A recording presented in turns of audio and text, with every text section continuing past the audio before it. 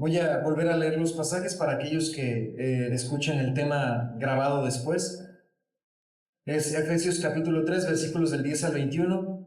Dice: para que la multiforme sabiduría de Dios sea ahora dada a conocer por medio de las iglesias a los principados y potestades en los lugares celestiales, conforme al propósito eterno que hizo en Cristo Jesús nuestro Señor, en quien tenemos seguridad y acceso con confianza por medio de la fe en Él.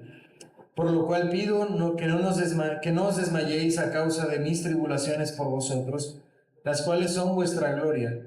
Por esta causa doblo mis rodillas ante el Padre de nuestro Señor Jesucristo, de quien toma nombre toda familia en los cielos y en la tierra, para que os dé conforme a las riquezas de su gloria, el ser fortalecidos con poder en el hombre interior por su Espíritu, para que habite Cristo por la fe en vuestros corazones, a fin de que arraigados y cimentados en amor, seáis plenamente capaces de comprender con todos los santos cuál sea la anchura, la longitud, la profundidad y la altura, y de conocer el amor de Cristo, que excede a todo conocimiento, para que seáis llenos de toda la plenitud de Dios, y aquel que es poderoso para hacer todas las cosas mucho más abundantemente de lo que pedimos o entendemos, según el poder que actúa en nosotros. A Él sea la gloria en la Iglesia, en Cristo Jesús, por todas las edades, por los siglos de los siglos. Amén. Este pasaje, hermanos, como todos los anteriores, nos habla de una riqueza que podemos encontrar en Cristo.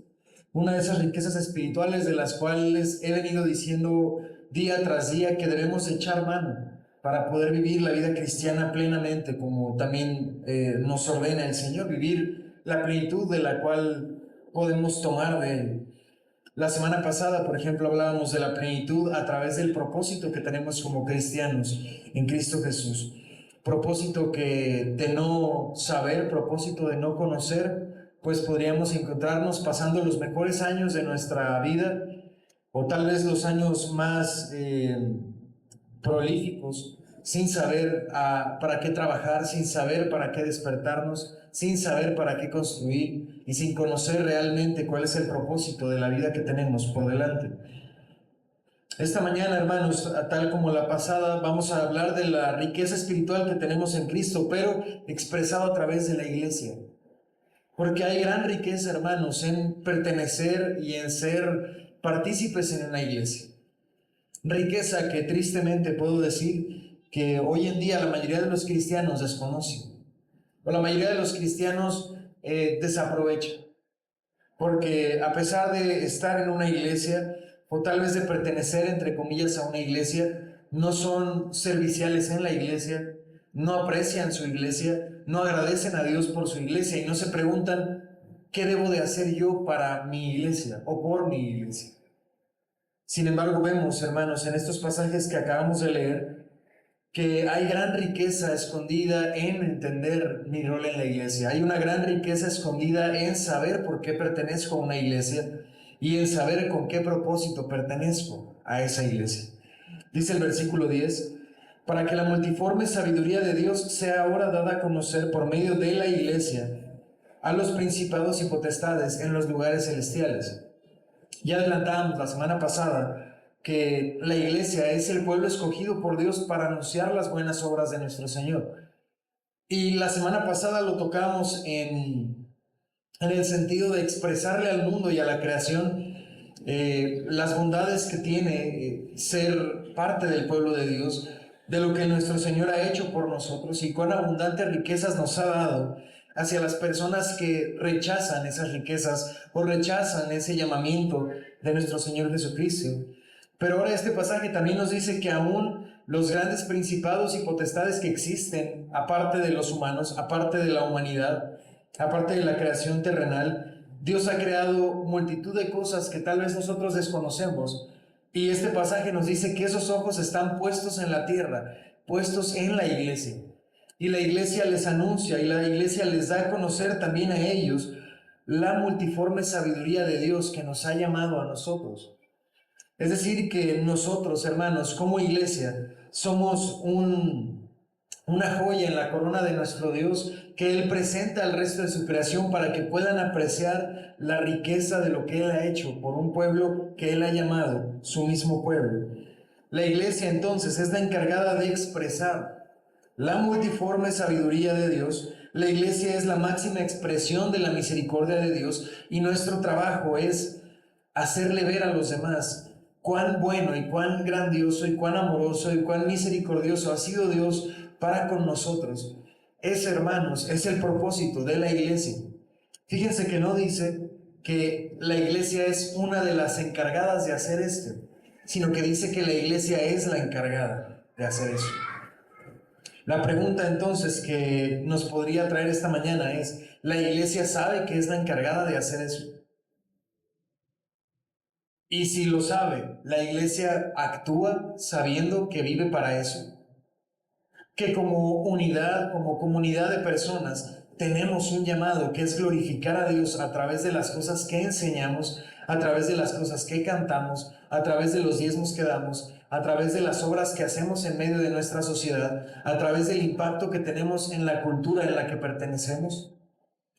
Sí sabemos que tenemos ese rol en medio de este mundo. Porque Pablo aquí claramente nos dice que somos nosotros los llamados a dar a conocer las virtudes de nuestro Señor. Es decir, que si nosotros no lo hacemos, el Señor no va a usar otro canal para hacer eso. Dice la palabra que el firmamento anuncia la obra de sus manos y la gloria de su nombre está pintada en todo el firmamento. Pero es un conocimiento muy general el que el firmamento y la creación puede darle al resto de la creación. Dios ha escogido a su iglesia para llevar su nombre. Más adelante vamos a ver eso. Pero la iglesia es el órgano que Dios ha creado para expresar las bondades y las virtudes que hay en su nombre. Y nosotros, hermanos, fuimos llamados para eso. Si bien es cierto que también como individuos, ya lo he dicho antes, también como individuos tenemos la encomienda de anunciar el nombre de nuestro Dios, realmente el cumplimiento pleno de eso se encuentra en la iglesia. Es por eso que yo lo he dicho en otras ocasiones, no hay algo así como el cristiano llanero solitario, ¿no? Que está ahí apartado, recluido en su casa y él dice, yo estoy bien con Dios, no pertenezco a ninguna iglesia porque eso es mucho problema, yo aquí en mi casa alabo a Dios y yo aquí en mi casa voy a glorificar a Dios. Y es más, dicen, yo aquí el domingo tengo mi propio culto, yo celebro mi propio culto a Dios. Tal vez, visto humanamente, se ve como un pensamiento muy noble, pero que se vea como un pensamiento muy noble no lo hace bíblico. La Biblia nos enseña que como individuos servimos a Dios, como individuos glorificamos a Dios, como individuos predicamos a otros, pero el cumplimiento pleno de eso se hace ¿en dónde? En la iglesia. Estos pasajes hablan en muy general de la iglesia universal, pero esa iglesia universal se expresa en una iglesia local. Es decir, esta acción nosotros no la podemos desempeñar pensando en que formamos parte de una iglesia universal de Cristo, sino que lo cumplimos cuando pertenecemos a una iglesia local. Y en nuestra iglesia local cumplimos un rol, y en nuestra iglesia local servimos a otros, y en nuestra iglesia local desempeñamos los dones que Dios nos ha dado. Alguna vez escuché al pastor Sugel decir que un don que Dios te da que no ejerces en la iglesia no es un don. Nos engañamos pensando que funciona así. Pero los dones Dios los dio a la iglesia. Y los dio para la iglesia. Es decir, que un cristiano solo puede expresar sus dones cuando lo hace en la iglesia, en medio de la iglesia, en medio de ese lugar al que él fue llamado a servir. Si nosotros tuviéramos el don de la predicación, pero lo usamos para vender seguros, les aseguro que no es un don. No funciona así la oratoria. Si el hermano Paco usara sus dones para el ministrar a través de la música y lo usara para tocar otro tipo de música en el mundo, les aseguro que ahí no tendría esos dones, que ahí no sería virtuoso, que ahí no sería tan buen compositor. El hecho de que lo hace aquí es que lo hace un don. Y el hecho de hacerlo aquí es que le da un sentido diferente y una unción y un poder y una edificación diferente. Y así funcionan con todos los dones. Si el de la consejería se hace en la iglesia, si el de hablar palabras de sabiduría se hace en la iglesia, si es que el predicar a otros se hace en la iglesia. Por eso ningún movimiento que opera fuera de la iglesia puede tener alguna clase de éxito. Porque los dones Dios los dio para la iglesia y por la iglesia. ¿Sí? Entonces, bueno, los creyentes entonces tenemos un llamado individual, pero también tenemos como iglesia un llamado grupal que tenemos que nosotros hacer, y la iglesia es llamada en este mundo a ser la luz y la sal en esta tierra. No somos llamados a ser individualmente la luz y la sal, sino como iglesia somos llamados a ser esa luz y esa sal como iglesia en medio del mundo en el que hemos sido puestos. La oración pues de Cristo fue: no te pido que los apartes del mundo, sino que los guardes del mal. Es decir, que la iglesia está en medio de un mundo que está corrompido, en medio de un mundo que vive en pecado, en medio de un mundo que progresa y que intenta saber nuevas maneras de pecar, y de pecar más profundo, y de pecar más gravemente, y de pecar con implicaciones cada vez más severas para la vida del humano. La iglesia está llamada a estar en medio de ese lugar, y en medio de ese lugar ser luz y ser sal. ¿Sí? Dice el versículo 11: conforme al propósito eterno que hizo Cristo Jesús nuestro Señor, en quien tenemos seguridad y acceso con confianza por medio de la fe en Él. La cuestión es que el Señor nos dio esta riqueza de estar en una iglesia y de pertenecer a un lugar en donde somos útiles y somos serviciales a nuestro Dios, y donde tenemos un llamado especial en medio de la iglesia. Pero también el Señor sabe que en medio de este mundo hay complicaciones, hay tribulaciones, y es por eso que dice que fue el propósito eterno de nuestro Señor Jesucristo el llamarnos a nosotros. Es decir, aquí primero Pablo hace algo que nos debe de llenar de esperanza, y es el hecho de que nos dice que fuimos llamados a este propósito, que no es algo que fue una suerte, no es algo fortuito. Nosotros fuimos llamados por Cristo a esta obra. Dios en su propósito eterno decidió llamar a un pueblo su pueblo y poner en ese pueblo su nombre, y que ese pueblo fuera para Él un pueblo de sacerdotes, de ministros, de mayordomos, de siervos, de esclavos, cualquiera que sea el nombre que podamos nosotros darle. Fuimos llamados por Cristo desde la eternidad para esta obra. Y por eso dice Pablo en el versículo 12 que a través de Cristo tenemos seguridad y acceso con confianza por medio de Cristo a la presencia de Dios. Es decir, cuando Pablo nos dice que hemos sido llamados a una iglesia a la cual pertenecemos y en la cual tenemos que servir, también nos da una herramienta poderosa, que nos dice que ahora que hemos sido llamados por Cristo y que hemos entrado en ese propósito eterno, a través de Cristo tenemos una entrada con confianza en el Padre. Algo que antes, hermanos, no era posible, y que para la mayoría de las personas no es algo factible. Una persona que no ha sido tocada y llamada por Cristo no tiene acceso al Padre. Y por más buenas intenciones que él pueda tener, o por más que él quiera elevar oraciones, si él no ha sido llamado por Cristo y no ha creído en Cristo en su corazón, su oración no puede llegar más arriba que el techo a donde llega y rebota su sonido de su voz. Si una persona del Antiguo Testamento, por ejemplo, no tenía un acceso con confianza en el trono celestial. Lo hemos dicho antes, ¿verdad? Ellos tenían solo una vez al año el sumo sacerdote tomaba los pecados de todos en sí mismo. Era algo así como una representación de la obra que Cristo iba a hacer, y él entraba en el lugar santísimo, y en ese lugar santísimo ofrecía un sacrificio por el perdón de los pecados que había cometido el pueblo, y tenía que entrar amarrado con una soga, porque si Dios no lo veía como una ofrenda grata, él caía muerto en ese instante. Y entonces lo único que podían hacer los sacerdotes afuera era jalar su cuerpo, porque si ellos entraban también morían. Entonces, definitivamente, hermanos, esto es un privilegio del que nosotros gozamos ahora. El hecho de que la iglesia pueda unirse en oración, y que podamos cerrar nuestros ojos aquí delante unos de los otros y llevar las peticiones a nuestro Dios y decirle: Señor, perdona nuestros pecados. Padre, limpia nuestros corazones. Padre, abre nuestra mente. Padre, ayuda a mi hermana que está atravesando por un problema de salud. Ayuda a mi hermano que está atravesando un problema legal. Señor bendito, danos trabajo porque hemos perdido el trabajo. Eso, hermanos, es una riqueza que no tenían los que nos precedieron. Y el Señor nos ha llamado a una obra, y su herramienta, y la herramienta más poderosa que nos da, es entrar con confianza en la presencia de nuestro Dios. Ese, hermanos, es algo que tal vez no puedo encontrar palabras para expresar lo grandioso, lo rico que es eso para la vida cristiana. Que nosotros podamos hacer eso.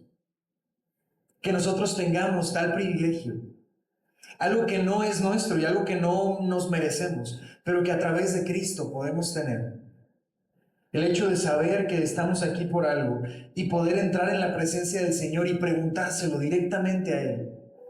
Paco decía hace un momento en la clase, le decía a nuestra hermana Sani que ella podía llevar esa carga a Cristo. Hermana, eso es algo que no se podía hacer antes. Y no solamente es algo que no se podía hacer antes, es algo que muchas personas en la actualidad no pueden hacer. Ellos tienen que ir en su mentalidad y en su religión, tienen que ir delante de otro hombre y ese otro hombre les tiene que decir si están en paz con Dios. Generalmente la respuesta es no estás en paz con Dios. Y peor, les dicen, tienes tú que hacer esto, tienes tú que rezar tal cosa, tienes tú que pedir tal cosa, tienes tú que hacer tales obras, tienes que traer tanto dinero y de esa forma tal vez Dios te perdona. O tal vez vuelves a estar en paz con Dios. Hermano, nosotros no tenemos que hacer eso. Hay una línea directa entre tú y Dios y tú puedes entrar directamente en su presencia. Y dice, no entres en cuclillas, no entres de espaldas porque no vaya a ser que Dios no se agrade de ti. Dice, puedes entrar confiadamente a través de Cristo en la presencia del Padre Celestial y pedir aquello que necesitas o traerle las tribulaciones que acosan a tu alma a Cristo. Eso, hermanos, es una riqueza. Individualmente es una riqueza, pero en la iglesia, hermanos, es una riqueza aún mayor. Que nosotros como pueblo de Dios podamos pedirle algo al Padre Celestial. Hermanos, eso es la mayor riqueza que podemos tener. Pero vuelvo a la pregunta inicial. ¿Sabemos que lo tenemos? Y si sabemos que lo tenemos, ¿estamos echando mano de eso? Cuando uno de nosotros padece de una enfermedad grave, lo trae en la iglesia y ora a la iglesia por eso, y ora fervientemente y ora con confianza y se presenta delante de su Dios diciendo, Señor, aquí está tu pueblo y tu pueblo te pide esto, Señor, sé misericordioso con tu pueblo y muéstrale tu favor a tu pueblo. Porque si no lo hemos estado haciendo, entonces ahí está otro banco de riquezas enorme, grandioso, lleno de riqueza que podemos tener y no estamos utilizando. Y no estamos echando mano de eso. Dice el versículo 13, por lo cual pido, no desmayéis a causa de mis tribulaciones por vosotros, las cuales son vuestra gloria. A este versículo tal vez ya nos traiga más luz del por qué es necesario el versículo anterior. Vean que dice que nos pide no desmayarnos a causa de las tribulaciones. Pablo está aquí hablando de las tribulaciones propias porque en ese tiempo Pablo, le recordamos, estaba en la cárcel y en una de las peores circunstancias tal vez en las que un ciudadano podía estar.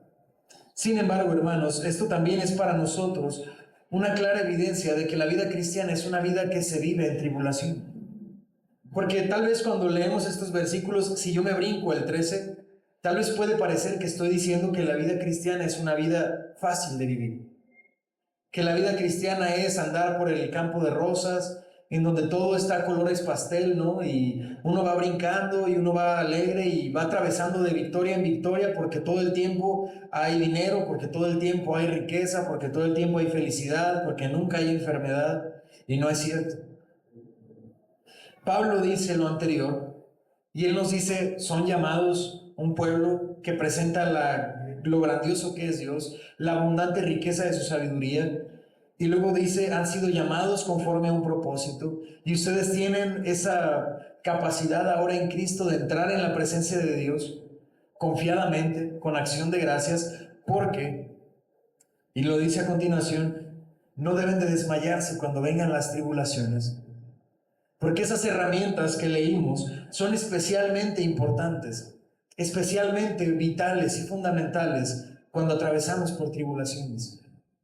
El Señor Jesús mismo lo dijo, Juan 16:33, No tenemos que ir para allá, yo creo que lo conocemos todos. En el mundo tendréis aflicción, pero confiad, yo he vencido al mundo.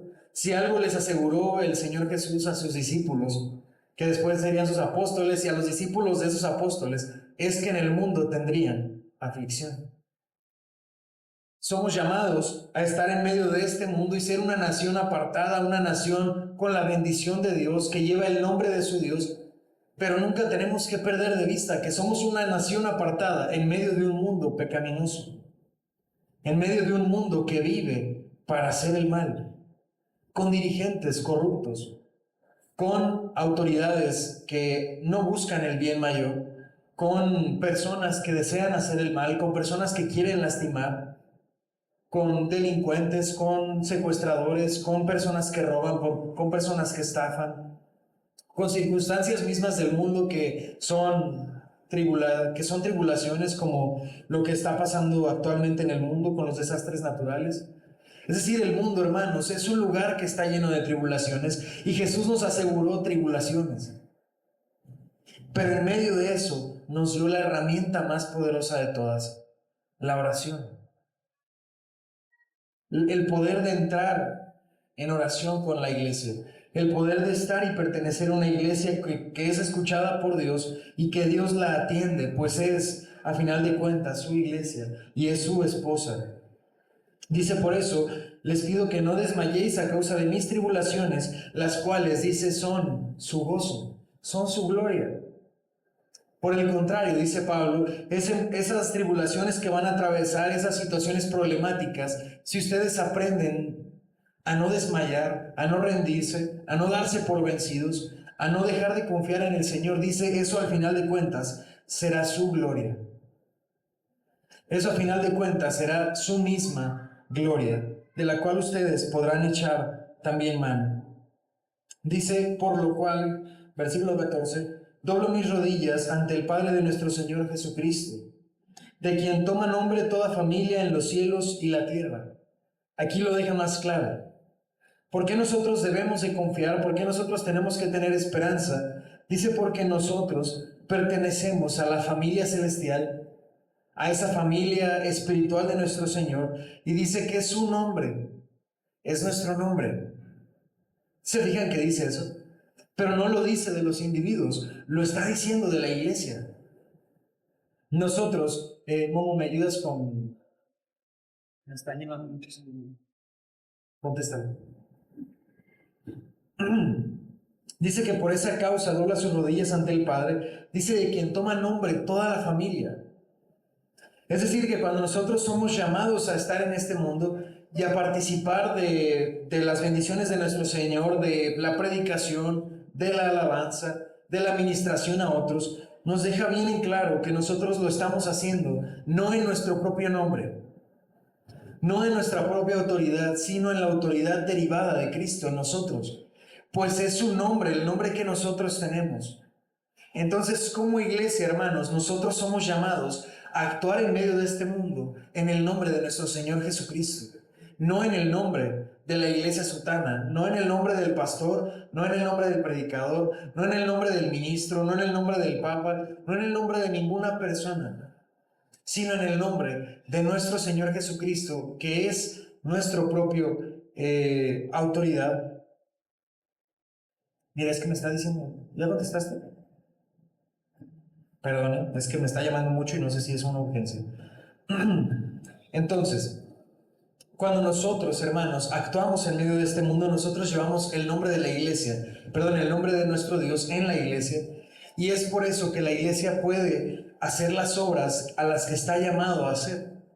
Es por eso que la iglesia, cuando predica, atrae a las personas y las personas creen. Es por eso que la iglesia puede tener cierta influencia en la ciudad en la que está. Es por eso que la iglesia puede tener cierta influencia en la comunidad en la que se encuentra, en la cuadra, en las personas, en los vecinos. Porque lo hace desde la autoridad y desde la potestad de Cristo, no en la propia. Es por eso que la iglesia puede conquistar tal vez más almas, arrebatándolas del poder del infierno, arrebatándolas del futuro en el que tal vez ellos están condenados en el infierno. La iglesia lo hace en la autoridad de Cristo. Por eso yo decía al principio que cualquier ministerio que no opera a través de la iglesia no puede tener efecto en el mundo en el que se encuentra. Ninguno. No puede haber un movimiento cristiano que no sea a través de la iglesia. Es porque el nombre de Dios, el nombre de Cristo, su autoridad, su potestad, no fue dada a los individuos, fue dada a la iglesia. La iglesia es la que lleva su nombre.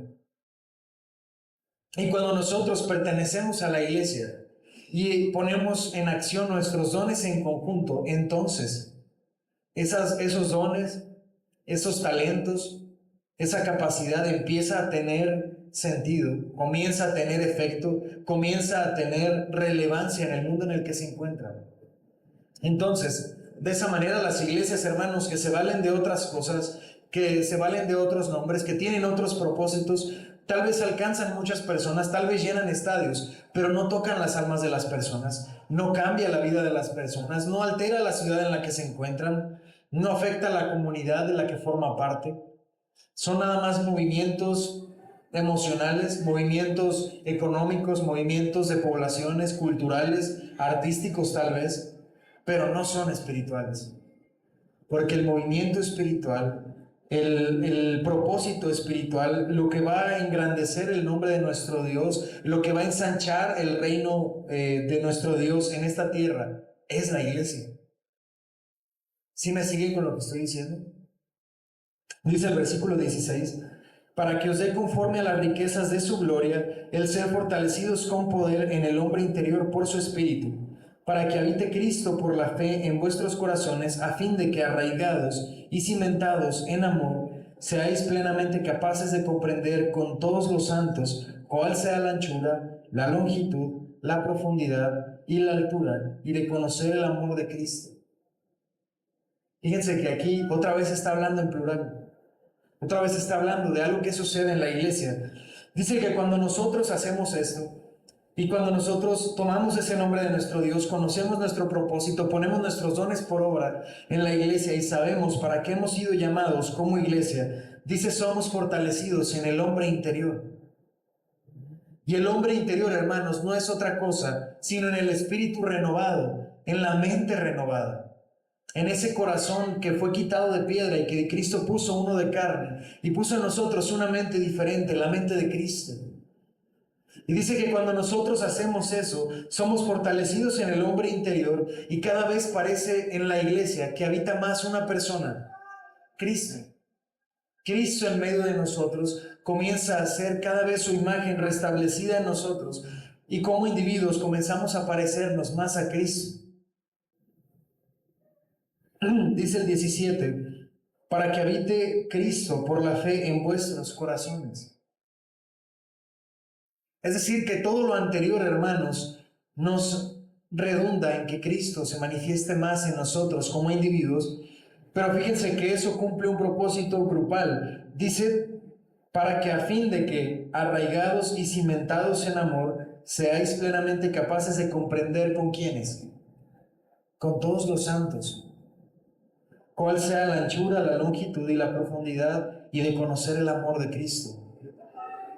Es decir, otra vez, hermanos, que hay un factor que el cristiano no puede disfrutar si no es en la iglesia.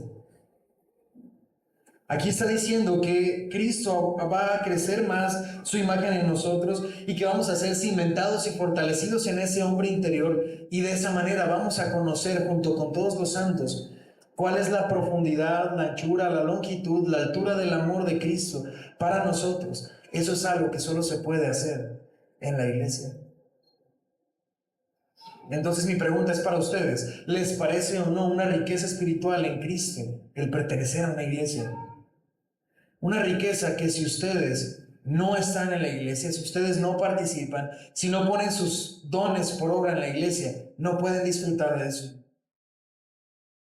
O sea que yo puedo estar aquí sentado en medio de la iglesia, pero si yo no pongo mis dones por obra, si yo no sirvo, si yo no estoy en los estudios, si yo no alabo, si yo no pertenezco con todos los demás, me estoy privando de conocer cuál es la anchura, la longitud, la altura, lo profundo del amor de Cristo. Tal vez la puerta se ha abierto para mí un poquito. Y tal vez mis ojos han visto un poquito, pero si yo no estoy en la iglesia y si yo no participo en la iglesia, no he visto a plenitud. No he visto a ojo descubierto, no he visto en puertas abiertas el amor y lo profundo del amor de Cristo. No he visto lo más grande, porque eso se ve en medio de la iglesia. Y tiene sentido. Tiene sentido, hermanos, porque como una persona solitaria, alejada de cualquier interacción con otros cristianos, podría conocer las virtudes y la multiforme gracia que Dios manifiesta a los demás, si no puedo ver la experiencia de otros? Si no puedo ver la tribulación de otros, entonces ¿cómo puedo conocer la multiforme gracia de Dios? Dice el escritor, el pastor Julio Benítez, que la multitud de colores que tiene la gracia y la sabiduría de nuestro Dios. ¿Cómo podría participar de eso si solo puedo verlo desde mi propia perspectiva y no desde la de los demás, desde la experiencia de los demás, desde la multitud de dones que no son míos, pero que otro de los hermanos que está aquí tiene y que tal vez yo no tengo? Dice que de esa manera nosotros somos capaces de comprender con todos los santos la anchura, la longitud, la profundidad y la altura, y de conocer el amor de Cristo. Dice que excede todo conocimiento, para que seáis llenos de toda la plenitud de Dios. Aquí dice otra cosa bien interesante: para que seáis llenos de toda la plenitud de Dios. ¿Alguien sabe cuál es la plenitud de Dios? ¿Cómo se manifiesta la plenitud de Dios en nosotros?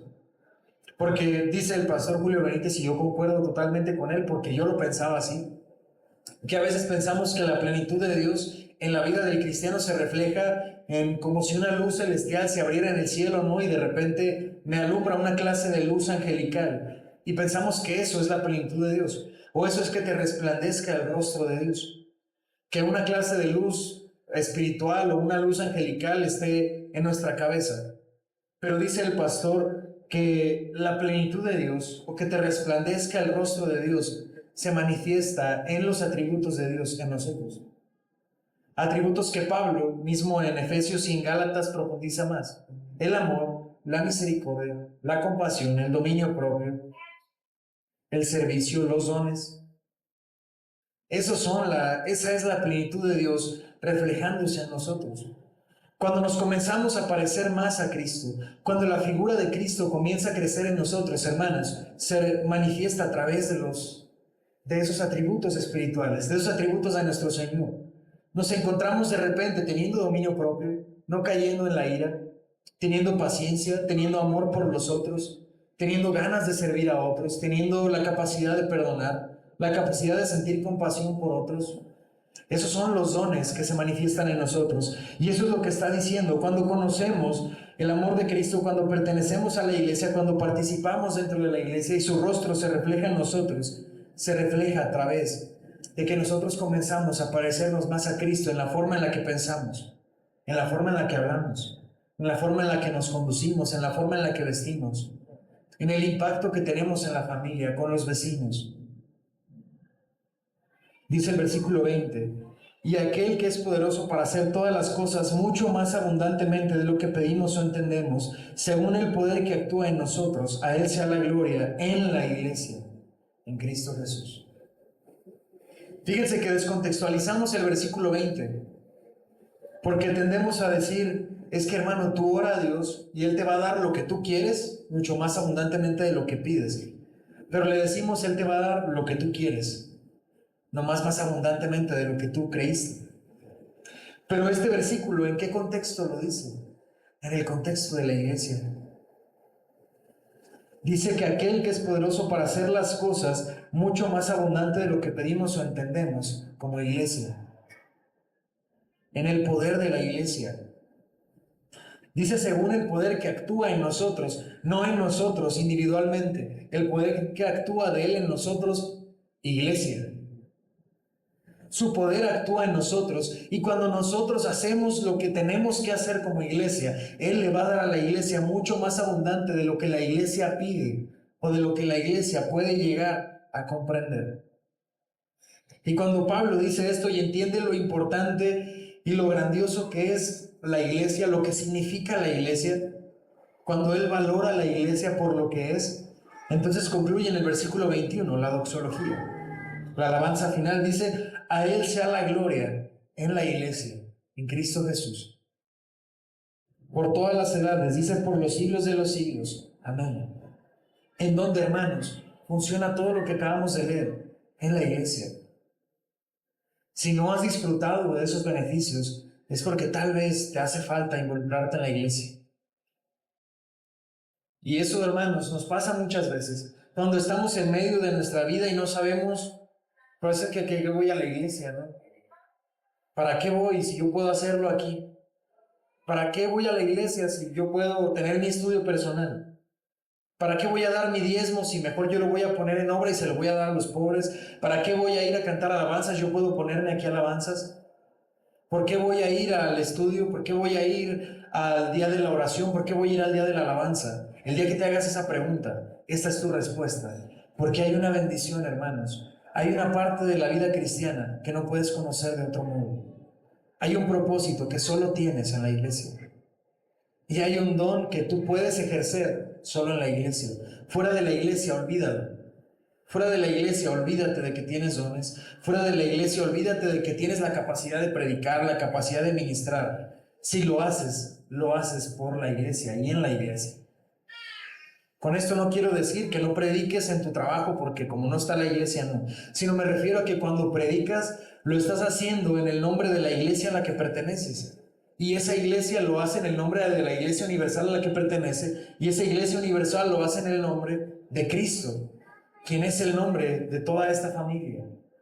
¿Correcto? Entonces, cuando nosotros hacemos algo por servir a nuestro Dios, tenemos que saberlo. Lo hacemos usando el nombre de nuestra iglesia.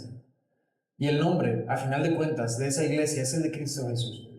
¿Sí? Pero esa experiencia cristiana solo se vive en la iglesia. No hay otro lugar, no hay otro tema, no hay un concierto al que puedas ir, no hay una conferencia a la que puedas asistir que te dé la experiencia que tiene el pertenecer a una iglesia y en utilizar tu vida en esa iglesia. Amén. Vamos a terminar con una oración.